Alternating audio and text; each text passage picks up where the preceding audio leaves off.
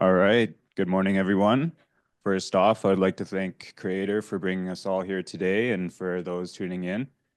I want to start off while these guys are doing this here, if, anyone else who, including Sam, if we're not working on anything, if we could just pause and close our eyes actually and just take a deep breath, one big deep breath.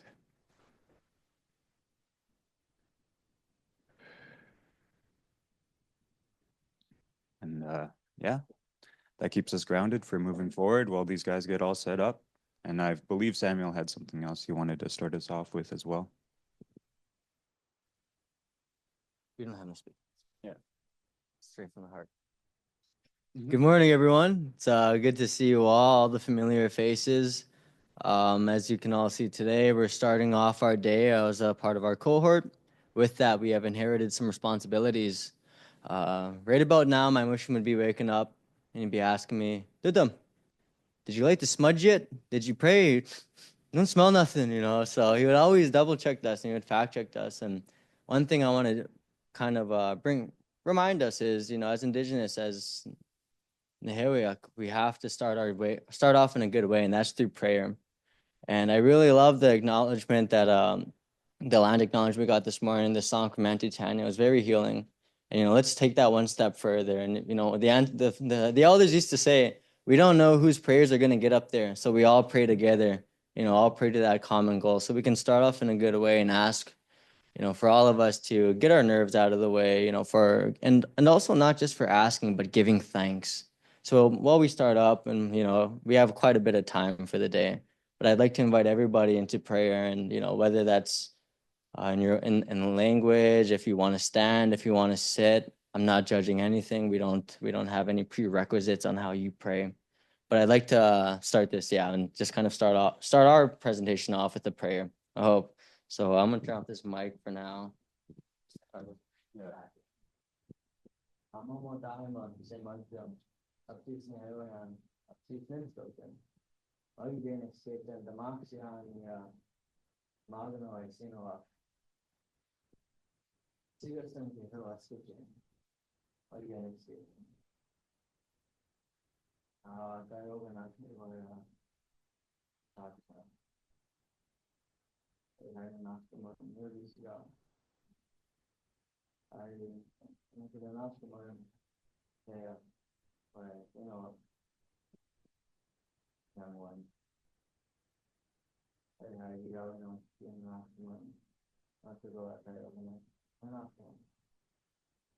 Give thanks to all that people here and all the visiting.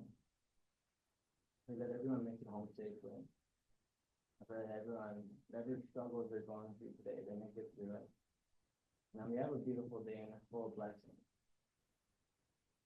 Praying for your journeys from the next time we meet again. I like to give thanks for the opportunities we're given. It's such a beautiful day. It's okay that we don't have the sun out. The sun's in here, and we hold that power. Oh, yeah, and I'll hand it over to Aiden to kick off our wicked old slide deck. I'm gonna set it up. Okay. Alrighty, he said he's gonna set it up, so we got the clicker going here. Not too sure how it goes. So yeah, good morning, everyone. Thank you so much, Samuel, for that prayer. Somebody give him tobacco by the end of this, I swear. But yes, it's very important that we stay connected and we're rooted in tradition when we're moving forward with all of these projects with clean energy, with the sustainable transition and awakening our next champions.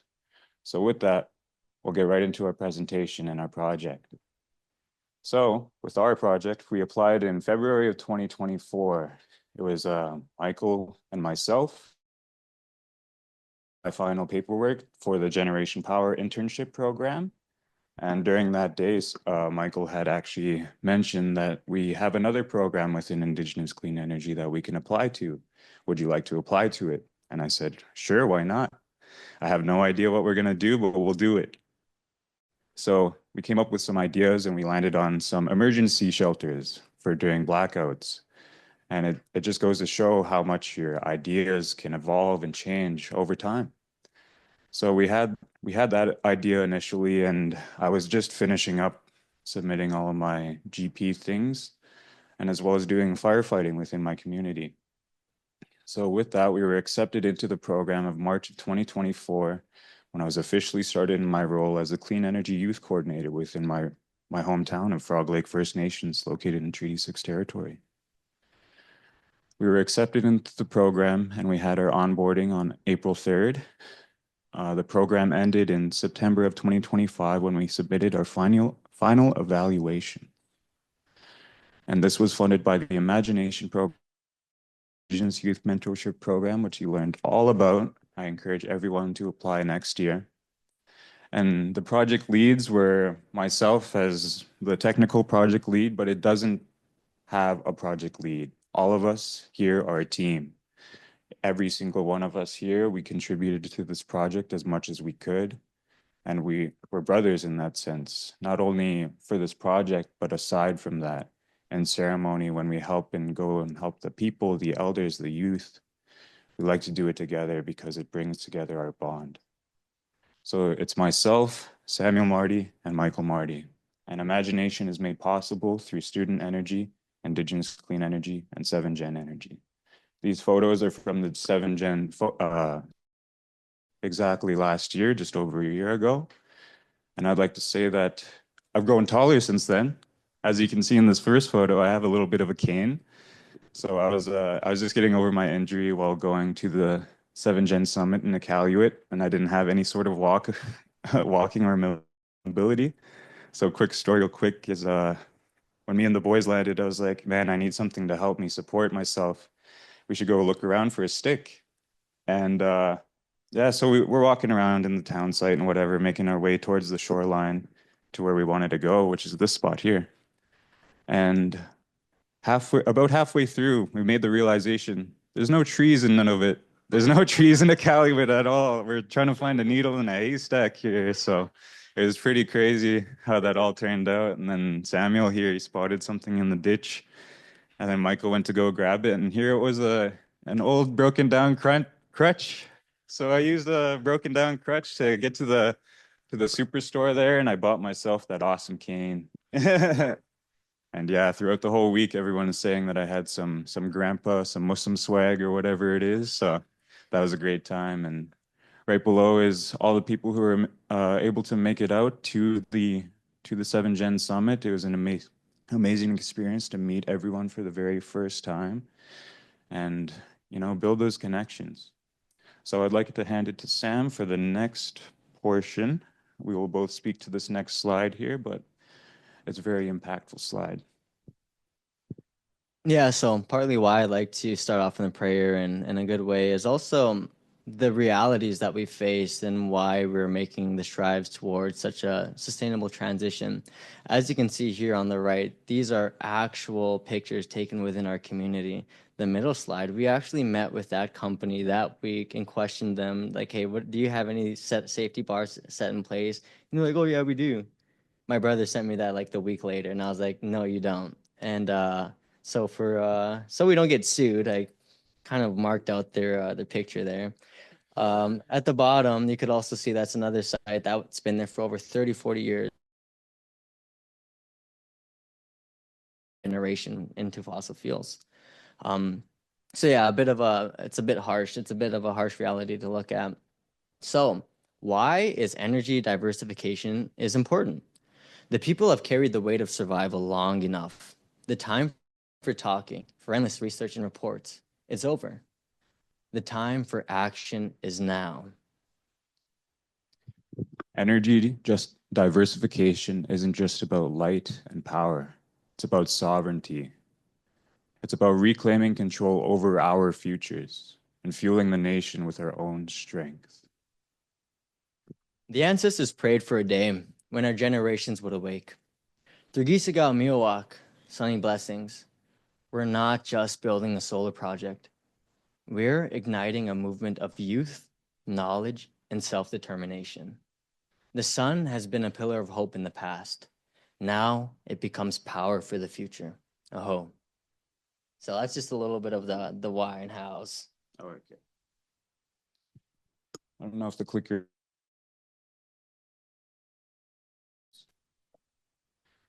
So here's a bit of a project overview. ImaGENation is broken down into 4 phases as described by Aubrianne. Thank you so much. Over an 18-month-long program. So 18 months, that would have been February, the application's open, is how long I've been in my clean energy journey, how long I've been in this career. And I've gone through so many hurdles, so many challenges, but we've also came out of those challenges. We are currently in phase 4 of the project thus far, with the installation to start soon by our master electrician.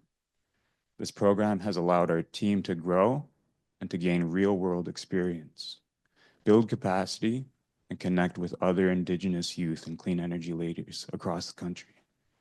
We worked hand in hand with our youth, elders, and mentors, adapting, learning, and reshaping our scope and project as the project evolved. So I'll hand it back over to Sam to talk a little bit more about our vision and our mission towards a sustainable transition. Here we have a slide that's a photo of our admin building.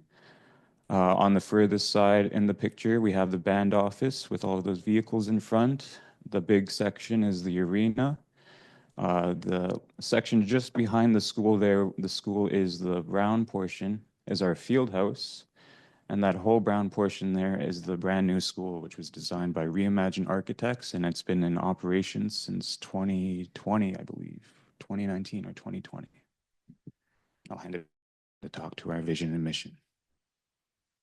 Wonderfully said, Aiden. As you can see, phase 1 and 2 focused on building out our mission and vision for the project and finding potential funding to stack and businesses that could help bring it all to life.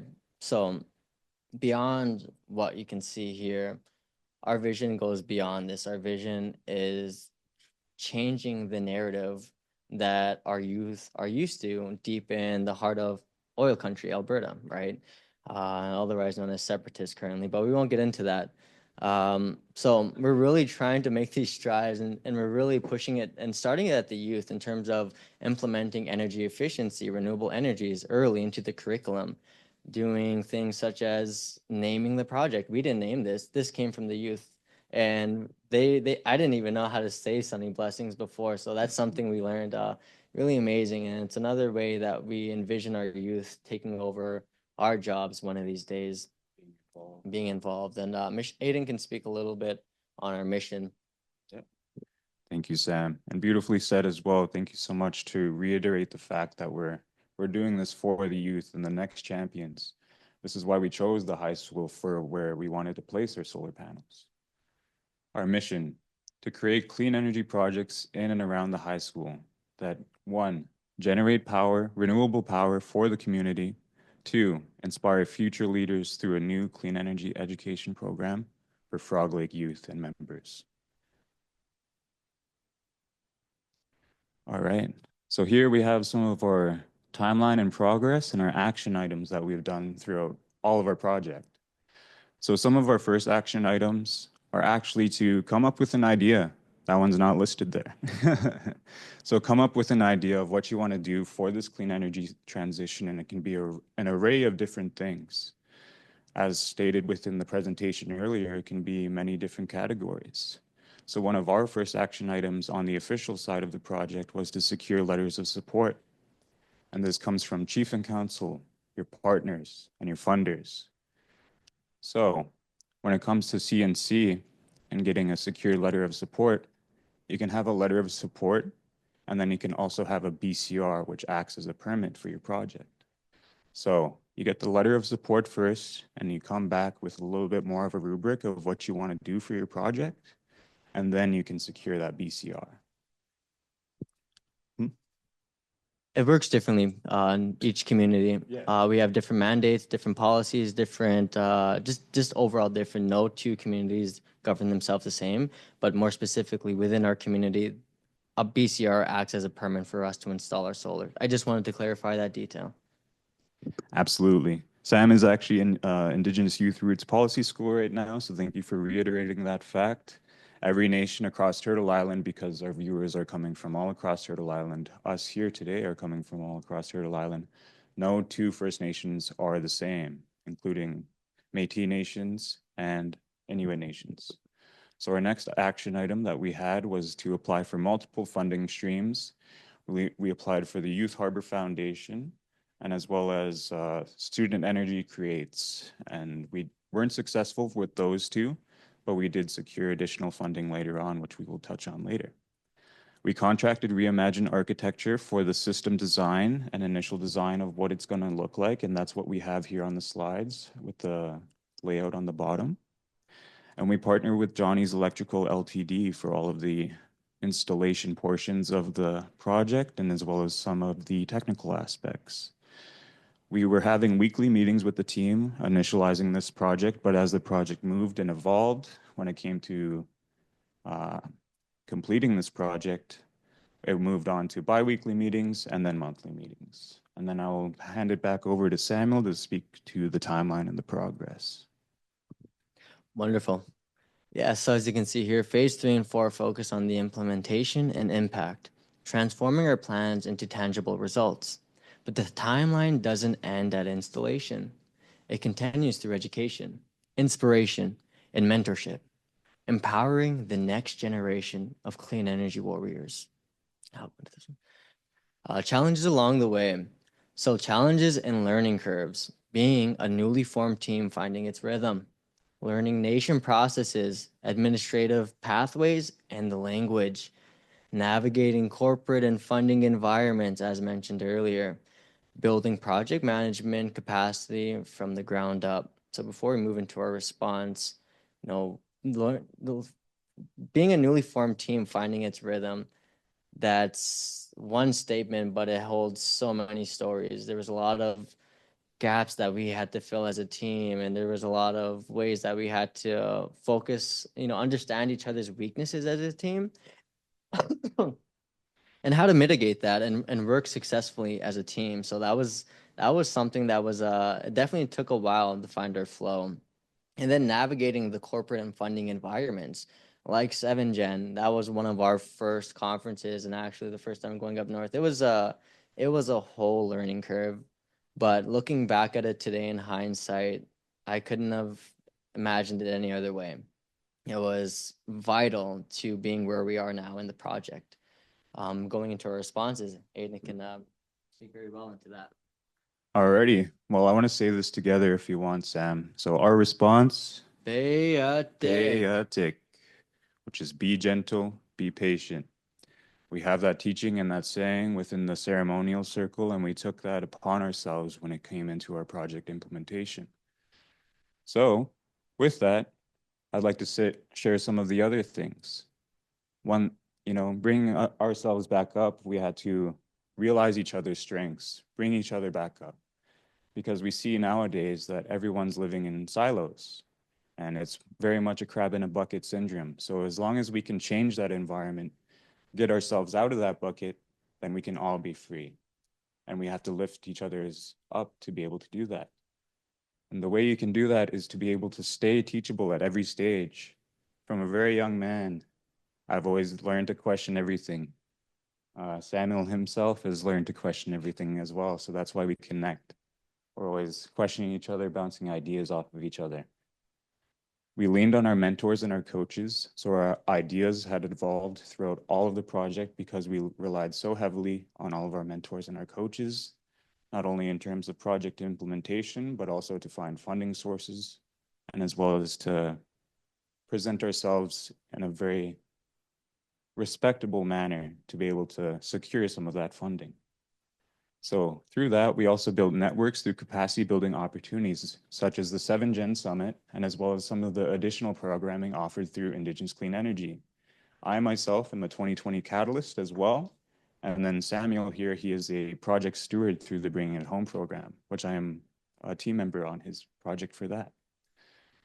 So we've met so many different people throughout all of Turtle Island, and all of those stories matter so much in the sustainable transition.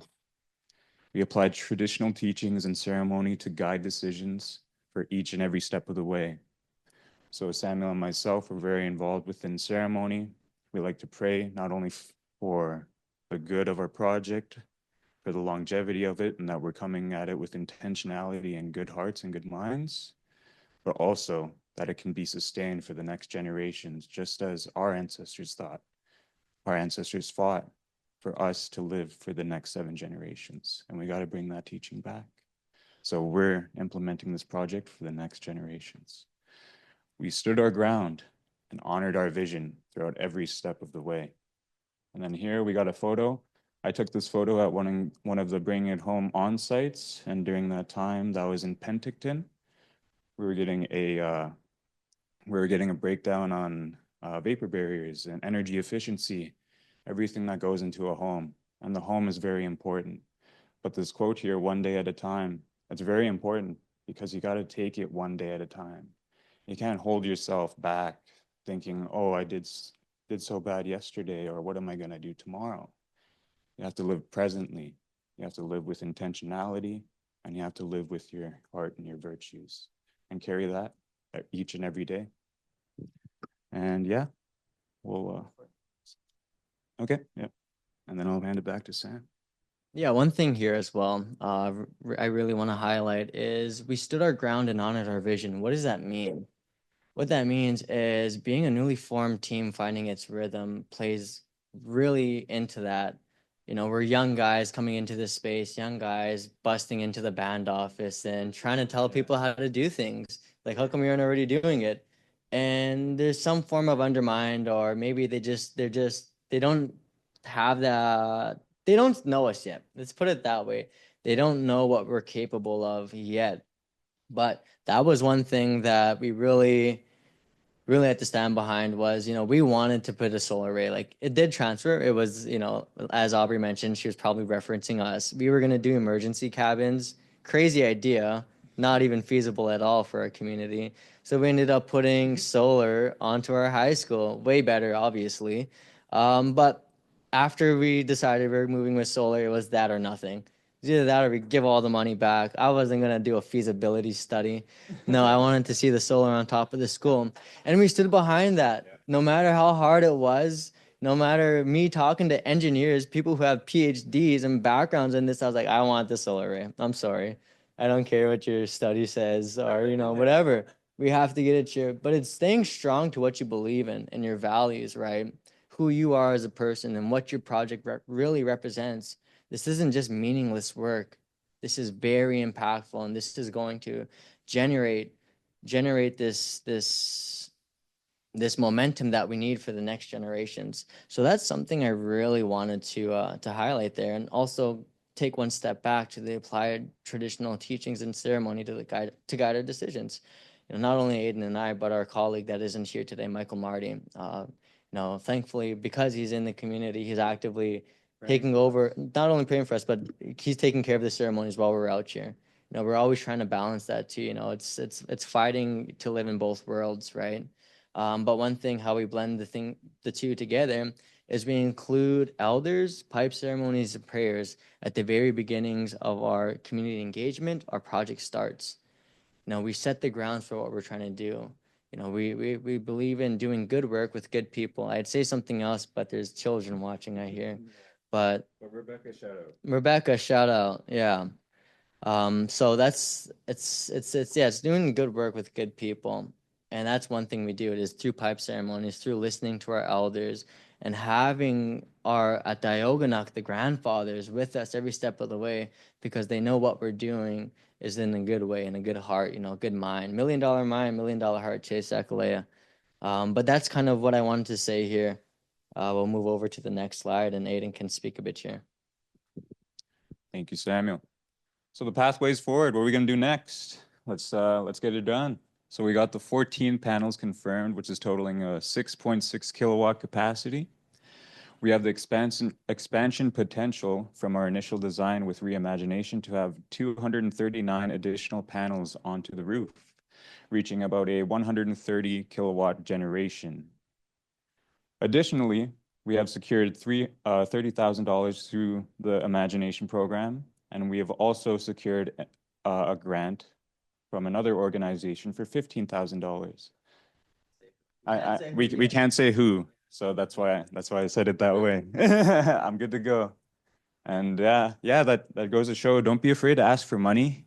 from all of your program managers and stuff like that? Because me and Sam would just joke and joke, and somehow we got that secured additional funding. So, your jokes can become a reality. What you put out into the universe is what you get back, and that's it's very true for each and every single day. So, with that, we're laying the foundation to scale the green transition for our next champions. Each and every one of you here today, and every one of you watching, you're a clean energy warrior. You're a warrior and you're a participant. You're an honorer. You're a carrier of all the teachings of the land. You're here living on Mother Earth.